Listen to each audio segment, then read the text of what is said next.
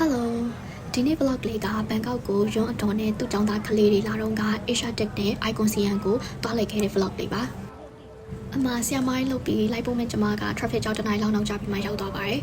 ဒီ Sky Flyer လေးလက်တလော social media မှာအရင် trend ဖြစ်နေတာဒီလိုလာတာ Sky Flyer စီးချင်လို့လည်းပါတယ်ဒါပေမဲ့တကယ်တမ်းပြင်မှာကြည့်လိုက်တော့မစီးရတော့ဘူးသူ့အမြင့်က135မီတာ443ပေအောင်ရှိရဆိုတော့တော်တော်မြင့်နေနေပါတယ်အောက်ကနေတော့အပေါ်ကနေစီးရသူတွေတန်ကြရတယ်ပေါ့နော်ဆိုတော့ကျမမစီးပဲနဲ့ထွက်လိုက်ပါတယ်ဒီ Jersey ကိုတွေ့တော့လေမဝင်ခဲ့ပါဘူးဘာလို့ဆိုတော့ ticket face ကစီးကြည့်လို့ပါဒီ ferry way ကိုစီးဖို့ရယ်သူကမီတာ60ပဲရှိရခုန Sky Flyer ကကျတော့135မီတာဆိုတော့နှစ်ဆกว่าရယ်ပေါ့နော်60မီတာတော့တော်တော်မြင့်နေရ ferry way စီးတော့ကဘတ်900ပဲလောက်တိပေးရတယ်ဒါပေမဲ့အခုတော့ဘတ်900ဖြစ်သွားတယ်လို့ကြားတယ်အဲ့တော့ကျမပဲတော့လေဆိုတော့တရေအိမ်ဝင်မယ်ဆိုပြီးတရေအိမ်ရှိနေရတော့ပါတယ်တရေအိမ်ကလည်းအမကြီးလူအပြည့်ပဲဝင်မယ်ဆိုပြီးတော့ဒါပေမဲ့လေတကယ်တမ်းကျတော့ကြောက်လို့မဝင်ခဲ့ပါဘူးAsia Tech ကိုလေတစ်လမှာ2ခေါက်လောက်တော့အနည်းဆုံးရောက်ဖြစ်တယ်။သူကညနေဖက်ညဘက်တွေဆိုလို့ရှိရင်အရန်လာတယ်။အဲ့ဒီချိန်မှာဘားတွေလည်းရှိတော့ညနေဘက်ဆိုလို့ရှိရင်